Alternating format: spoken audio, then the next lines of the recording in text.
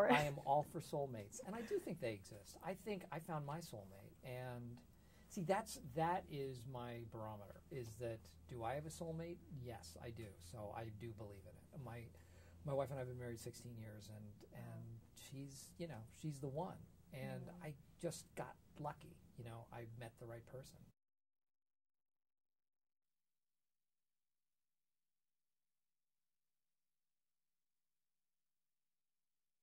It is easy to be cynical about love, and that's what I liked about this script right off the bat, is that it's not cynical about love. I think it's very, very honest and very true and very human.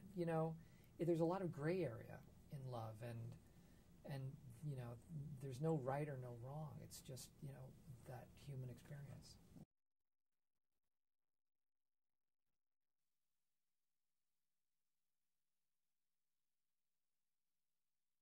I think he's an interesting character because he's a guy who has had his head in the sand for a while and has become complacent and sort of just hasn't been trying and has kind of let himself go and let himself drift. And I guess I describe him as someone who is existing as opposed to living life.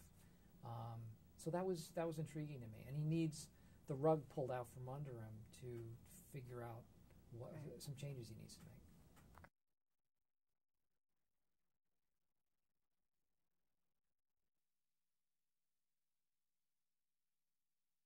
This one in particular sort of walks that line between drama and comedy, and you want it to be funny, and you want it to to have emotional moments as well, but you don't want to feel like you're manipulating anybody. And I think you can have it both ways. I think you can have something that's dramatic and serious, but still, have some humor on the other side of it and surrounding it. So I don't think people ever feel like in watching this movie that they're, we demand that you feel a certain, that we elicit a certain emotion from you. I think it's more buying into the characters and hoping that's what, that's what involves you.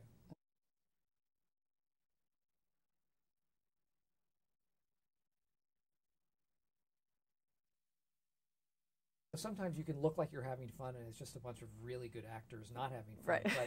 But I think in this case it was a bunch of really good actors who thoroughly enjoyed each other and the experience. I mean, and the fact that I was a producer on this and got to help cast it, and it was very rewarding that everybody we asked wanted to be in the movie. Cool. When you get your first choices on every character, that's a pretty good sign that you're onto something.